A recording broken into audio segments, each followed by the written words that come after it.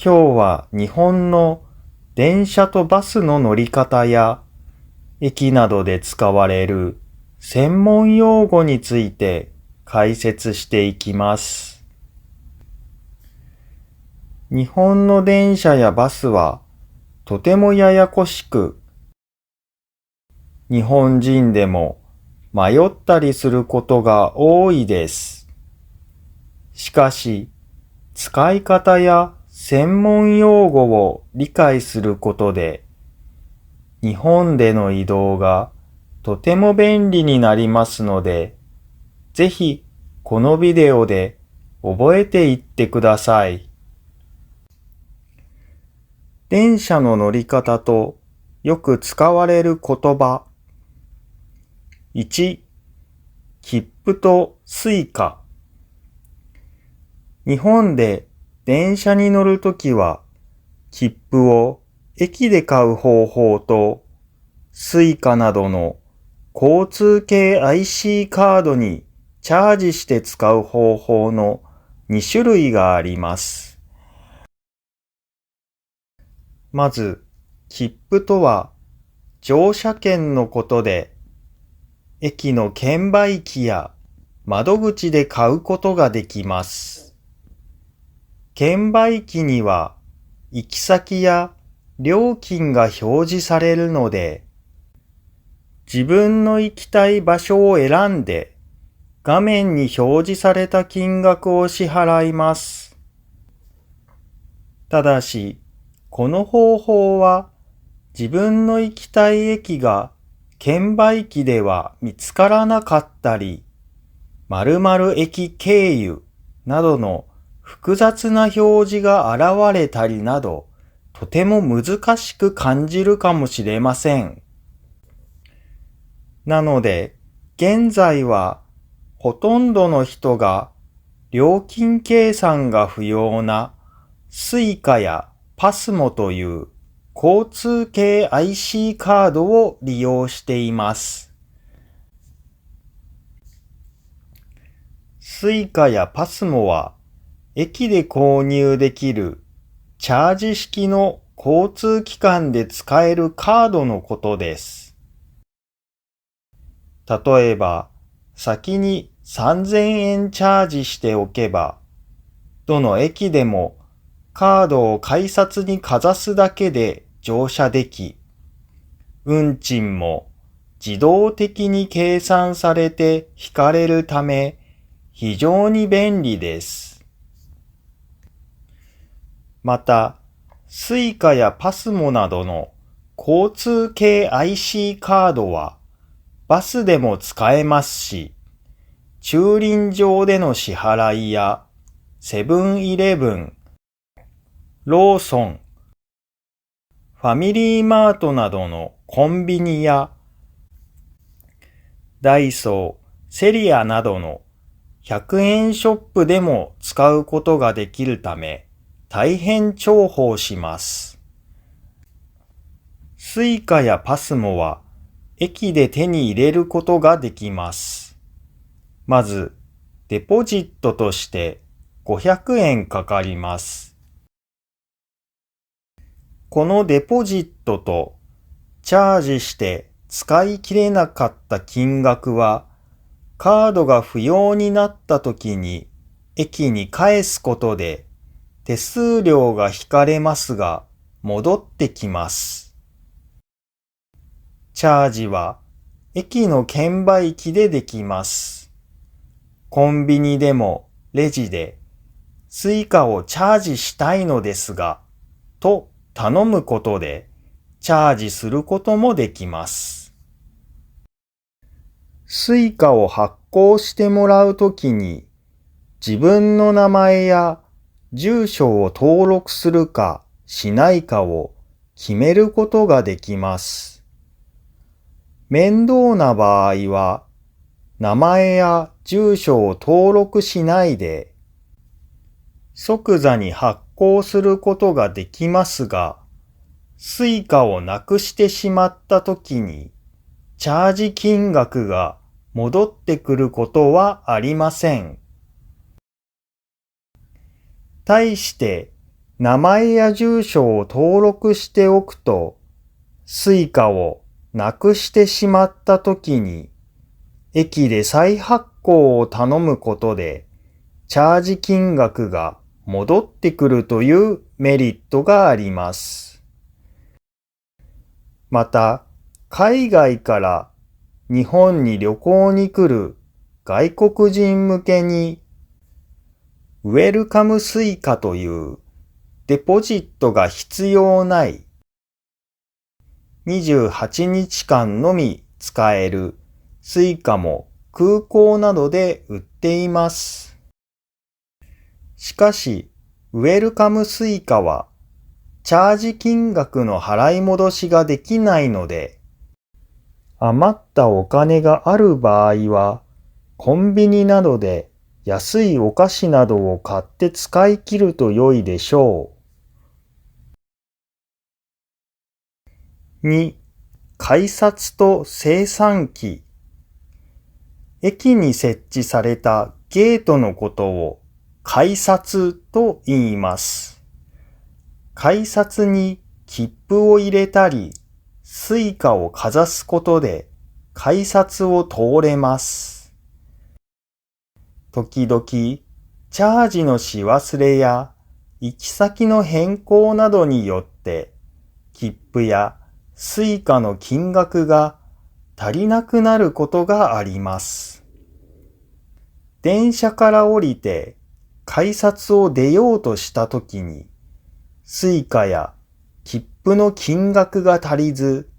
改札から出られないという場合は、精算機を使います。精算機にスイカや切符を入れると、足りない金額が表示されるため、お金を入れて足りない金額を支払うことで、改札から出るためのチケットが発券されます。このチケットを改札で使うことで出ることができます。3、鉄道会社と路線。あなたが電車のアプリや駅の案内を見ると、JR 山手線や東京メトロ日比谷線のような言葉が出てくると思います。この JR や東京メトロというのは鉄道会社の名前です。飛行機で言えばデルタ、ANA、カンタスと同じようなものです。東武や東京メトロなどの JR 以外の会社のことを私鉄と呼びます。そして山手線や日比谷線というのは電車が走る路線のことです。駅で切符を買う場合、切符は同じ鉄道会社の電車しか乗れないことが多いです。例えば、JR の1日券という乗り放題の切符を買った場合、JR 山手線や JR 京浜東北線などの JR の電車には乗れますが、東京メトロ日比谷線のような東京メトロの路線には乗れません。ただし、スイカやパスモといった交通系 IC カードは JR でも東京メトロでもどこの鉄道会社の電車にも乗れます。4、各駅、準急、特急。電車を待っていると案内板に普通、各駅、準急、急行、特急などの言葉が出てきます。各駅は各駅停車のことで、すべての駅に止まる電車のことです。普通も各駅と同じです。準急や急行はすべての駅には止まらず、利用する人が多い駅にのみ止まる電車のことです。各駅の電車は遠くに行くときにはとても時間がかかるので、準急や急行に乗り換えることで、早く目的地に着くことができます。各駅と準急はどちらに乗っても料金は一緒です。ただし、急行に関しては、路線によっては追加料金がかかる場合があります。他にも新幹線のような特急と呼ばれる電車もあります。特急は止まる駅がとても少ない遠くへ旅行するための電車です。例えば、東京駅から大阪駅まで各駅や準急を使っていく場合、8時間以上の時間がかかってしまいますが、特急の新幹線を使えば2時間半で行くことができます。特急に乗るには特急料金もかかります。駅の券売機や窓口で特急券という別のチケットを買うことで、この特急を利用することができます。5、一番線と終点、回送。駅のアナウンスで一番線に上り電車が参りますというアナウンスが流れたりします。一番線や二番線というのは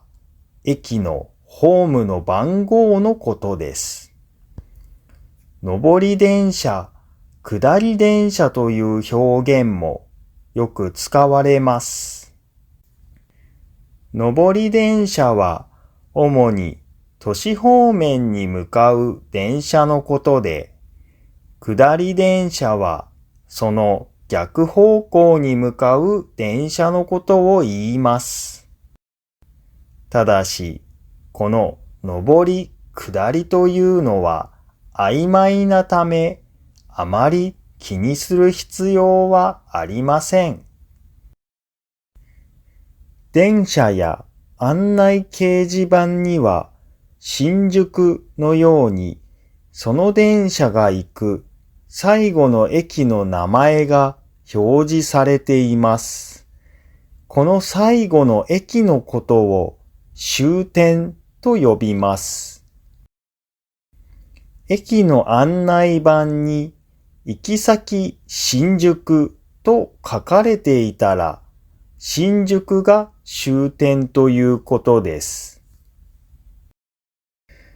例えば、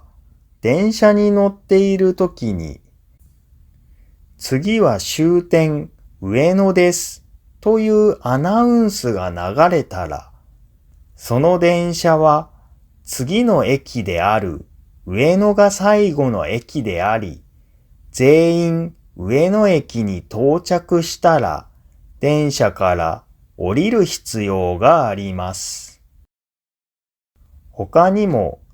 回送と書かれている電車は、利用できない電車のことです。回送電車は、車庫に戻る電車です。6、一般車両と女性専用車両とグリーン車。電車には一般車両と女性専用車両、そしてグリーン車という3種類があります。電車は複数の車両がくっついています。8両編成といったら8つの車両がつながった電車のことを意味します。一般車両は誰でも乗れる車両のことです。そのうち平日朝のラッシュの時間帯である7時半から9時半の間などは電車の車両の一つが女性専用車両になることがよくあります。日本の平日朝の通勤ラッシュが凄まじいことは海外でも有名かもしれません。電車の中に人がぎゅうぎゅう詰めに押し込まれます。この際、女性は痴漢と言われる悪い男性に体を触られる危険があるため、そういう心配がある女性のために、女性のみが乗れる女性専用車両が用意されています。また、遠くまで走っている電車の中には、グリーン車という車両がついている電車もあります。グリーン車は新幹線のようなテーブル付きのシートになっています。このグリーン車に乗るためには特別料金を払う必要があります。例えば、一般車両では混んでるときは長時間立っている必要などがありますが、特別料金を払ってグリーン車に乗ることで、ゆったり専用シートに座ることができます。間違えてグリーン車や女性専用車両に乗ってしまうことも日本人もよくあります。その場合は電車内を歩いて一般車両に移動すれば問題ありません。7. 乗り換え案内アプリの使用。日本の電車は種類やルートがたくさんあり、とても複雑で日本人でも困惑してしまいます。しかし最近は Google マップや乗り換え案内アプリなどを使うことで簡単にルート検索ができます。先に乗り換え案内アプリをインストールしておけば、出発駅と到着駅を入力するだけで、簡単にどの路線を使えばよいかや、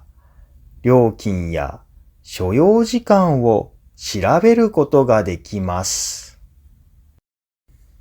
8. 同じ駅で降りることはできるの？東京駅で改札内に入って同じ東京駅の改札から出ることができるのか、これについて説明します。例えば、あなたが東京駅から電車に乗って渋谷駅まで行ったとします。でも、あなたは渋谷駅では改札を出ないで、渋谷駅の改札内にあるカフェで食事をして、そのまままた電車に乗って東京駅に戻り、改札を出ようとしたとします。この場合、改札はブザーが鳴って閉まり、出ることができません。精算機も使えません。では、どうすればよいかというと、駅員さんに自分が行った駅を言い、その料金を払う必要があります。今回は渋谷駅まで行って戻ってきたので、東京から渋谷、渋谷から東京の往復料金を払わないと改札を出れないんです。しかし、東京駅のような大きな駅には、改札の内側にデパートやレストランがあります。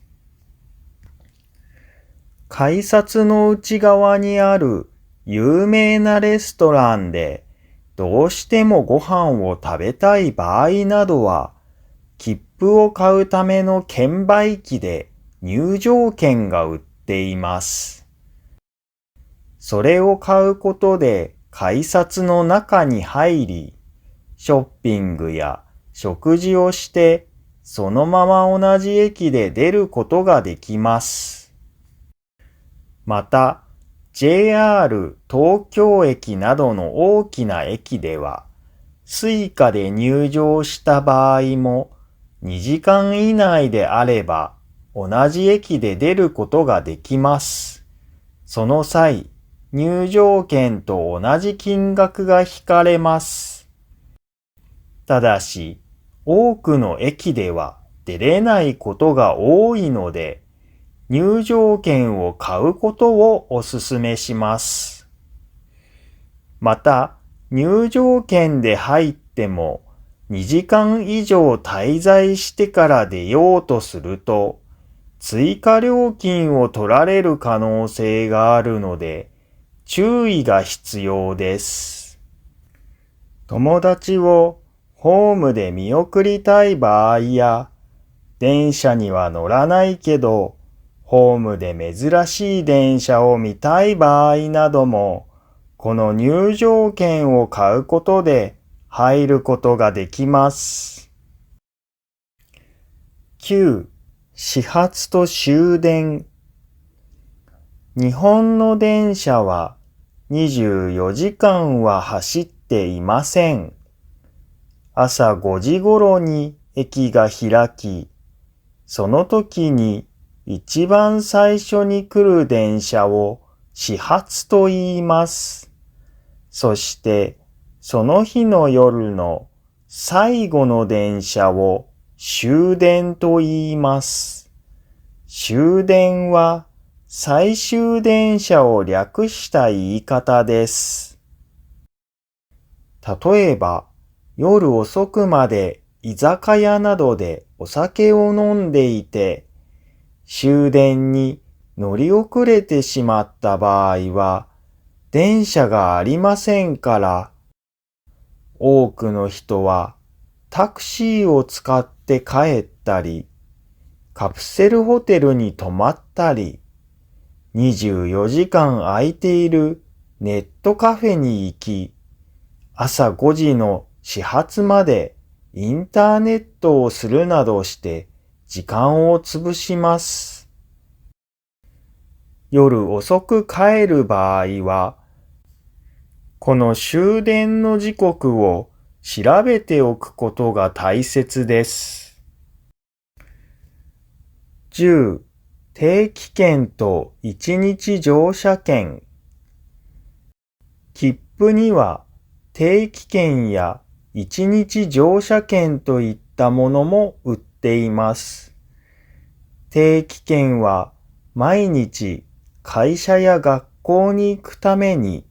同じ駅で乗り降りする人のための割引チケットです。大きな駅に行くと定期券売り場があり、そこで買うことができます。例えば、毎日通勤のために北千住駅から銀座駅の区間の電車に乗る必要がある場合、普通の切符やSuicaを使うより、定期券を3ヶ月分や6ヶ月分買った方が5から20% 程度安くなったりします。定期券を持っていれば途中下車も可能です。途中下車とは乗る駅と降りる予定の駅の間にある駅で降りるという意味です。例えば、北千住駅と銀座駅の区間の定期券を買ったとします。その場合、北千住駅と銀座駅の間にある上野駅や秋葉原駅でも、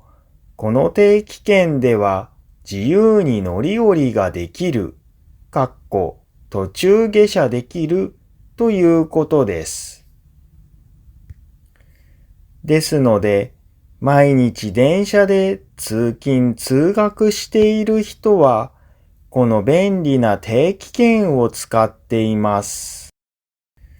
それ以外にも、各鉄道会社は、1日乗車券というものも売っています。1日乗車券は、その鉄道会社の路線であれば、24時間自由に何度でも乗り降りできるチケットです。旅行などで1日に複数の駅を何度も乗り降りする場合、スイカを使うより1日乗車券を買った方が安くなることもあります。ただ、スイカと違って1日乗車券は別の鉄道会社の路線では使えないというのが難点です。例えば、東京メトロ1日乗車券を買った場合、東京メトロの路線は購入から24時間自由に乗り降りできますが、JR の路線には乗れません。こういったデメリットも理解して購入する必要があります。11、電車の中で飲食しても良いの？電車の中でお菓子やご飯を食べたり、ジュースを飲んだりして良いのかという部分なのですが、電車によります。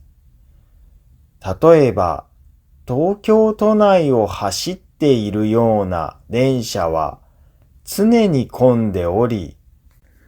基本的に食事はできません。ただ、飴を舐めたり、ペットボトルの水を少し飲む程度であれば問題はありません。逆に、田舎の方の電車や長距離を走る特急電車の場合は、テーブルがついており、飲食 OK となっています。田舎の方に行くと、駅弁というその駅でしか買えないお弁当が売っており、電車の中まで駅弁を売りに来たりするので、そのお弁当を買って電車の中で外の景色を眺めながら食べるのも楽しいです。基本的にテーブル付き座席の電車の場合は、飲食しても問題ないと考えてよいでしょう。その他にも、駅によっては、ホームや駅構内に立ち食いそばという立って食べる小さなお食事処があったりします。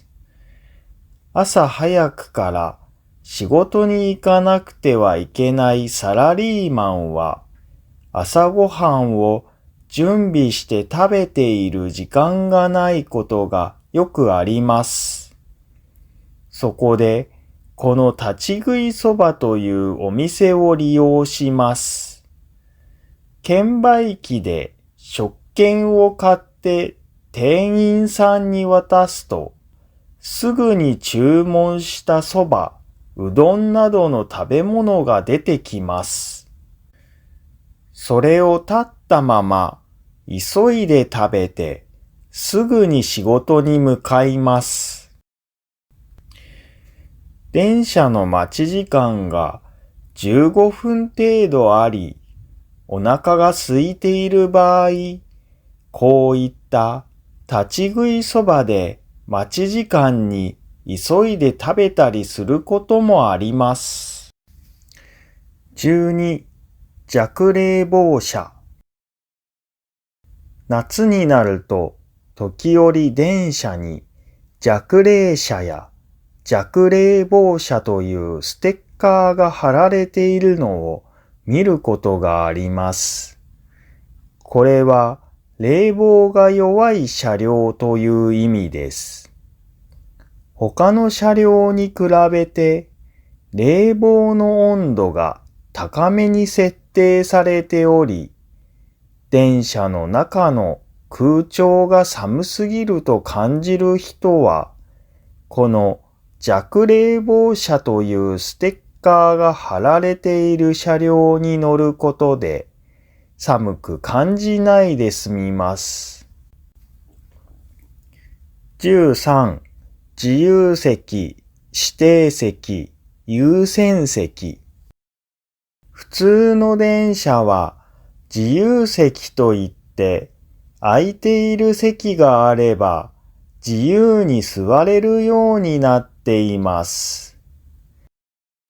ただ、車両の端っこにある席には、優先席というステッカーが貼ってあります。優先席は、お年寄りの方や、怪我をしている方、妊娠されている方などのための席です。電車が空いており、そういった方がいない場合は、優先席に普通の人が座っても大丈夫です。ただ、そういった方が立っているのを見かけた場合は、席を譲ってあげる必要があります。また、一部の特急列車などには指定席もあります。指定席はチケットを買う際にあらかじめ座席の指定をすることを意味します。指定席と書かれた車両の席はすでに特別料金を払って予約されている席なので、指定席券を持っていない人は座れません。例えば、新幹線でも、実は自由席の車両と指定席の車両があります。特に新幹線は連休中は大変混み合います。連休の時に自由席券を買ってしまうと、新幹線なのに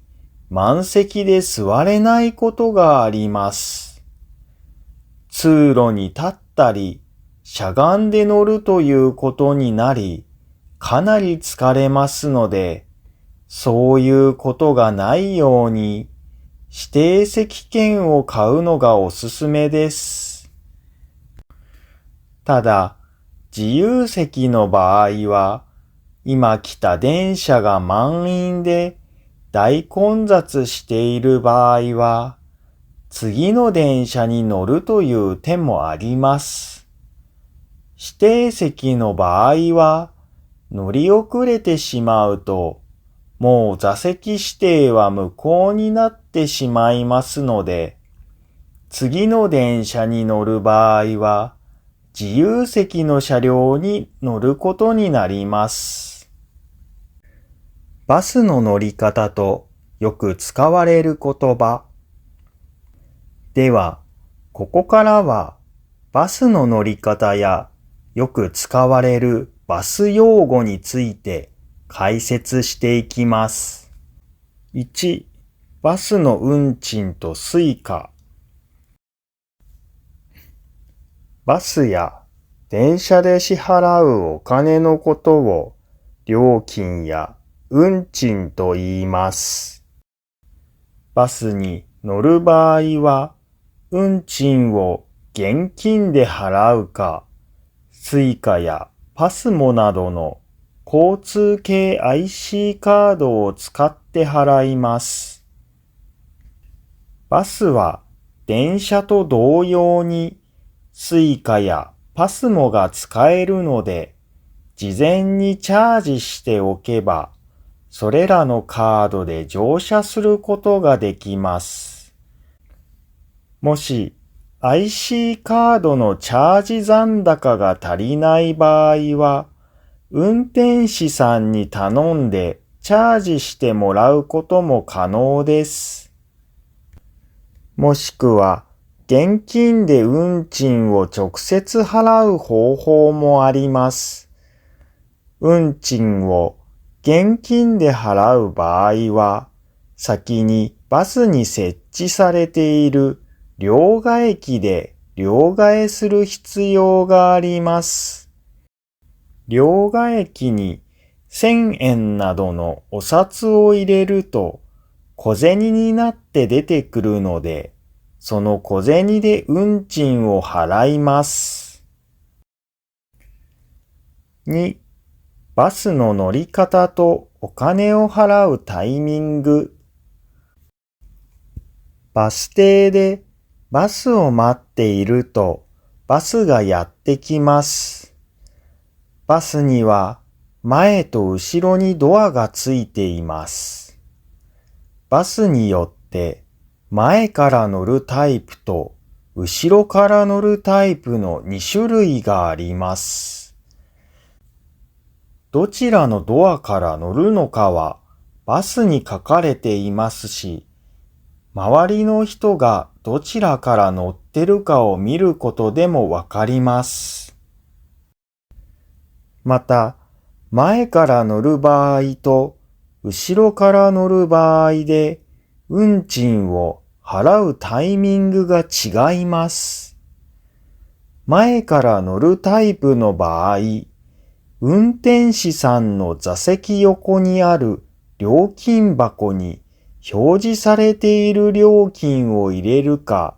もしくはスイカをかざして料金を支払います。降りるときは後ろのドアが開くので、後ろのドアからそのまま降りれば OK です。後ろから乗るタイプの場合は、ドアの横にある IC カード読み取り機に、まずスイカをかざしてから乗り込みます。そして降りるときは、今度は前のドアが開くので、そこでもう一度運転士さんの座席横にある IC カード読み取り機にスイカをかざしております。スイカではなく現金で払いたい場合は、まず後ろから乗るときに整理券という小さなチケットが出るので、それを手に取ります。整理券が出ないときは、そのまま何もせず乗れば大丈夫です。整理券には番号が書かれています。前のドアの近くに電光掲示板があり、番号によって違う料金が表示されています。例えば、あなたの整理券に12と書かれている場合は、掲示板の12を見ます。そこに160と書かれていれば、料金は160円ということです。ただし、運賃表示はタクシーメーターのように乗車中に変わるので、降りるときに表示されている運賃を払います。整理券が出なかった場合は、掲示板になしと書かれた料金が出るので、それを払います。降りるときは前のドアが開くので、その時に整理券と運賃を運転士さんの座席横にある料金箱に入れて降ります。この際、もし承認と書かれている料金がある場合、それは小学生以下の子供料金のことです。なんだかバスに乗るのって難しいなぁと感じたと思いますが、周りの人の真似をすれば大丈夫です。困った時は運転士さんに聞けば優しく教えてくれますので安心してください。3. どのバスに乗ればいいのか。一つのバス停に行き先の違うバスが代わる来ることがあります。この際、自分の乗りたいバスがどれなのかを見分けるには、バスに表示されている記号を見ます。地図アプリや乗り換えアプリなどでルート検索すると、乗るバスの記号が出てきます。東15、松8のような記号がバスにも表示されているので、その記号のバスに乗れば目的地に行けます。もちろん、わからない場合は、運転士さんに、すいません、このバスは上野駅に行きますか？のように確認してから乗ると良いでしょう。4. 降りたいバス停でボタンを押す。バスでは常に次は消防署前のようにバス停の名前をアナウンスしています。このアナウンスを聞きながら自分の降りたいバス停の名前が呼ばれたらバスに備え付けられているボタンを押します。ボタンがピンポンと鳴って点灯するとそのバス停でバスは停車します。誰もボタンを押さないバス停では、バスは止まりませんので、注意してください。バスが自分の降りたいバス停近くまで来てるかを確認したい場合は、Google マップなどのアプリで確認したり、運転士さんに降りたいバス停まで来たら教えてほしいと頼んでおくのも良いでしょう。5. ワンマンバスって何？時折バスによってワンマンと書かれたバスが来ることがあります。ワンマンとはワンマンという意味で、つまり運転手さん一人で運行してますよ。ガイドさんやヘルパーさん、車掌さんなどは同行してませんよという意味です。昔はチケットチェックをする係などが同乗していたことがあったため、今でも名残で表示していたりします。というわけで、今回は電車やバスの乗り方や専門用語を解説してきました。これからも日本語の上達に役立つビデオを作っていきますので、チャンネル登録といいねをお願いいたします。コメントもお待ちしております。では、また次回お会いいたしましょう。ご視聴ありがとうございました。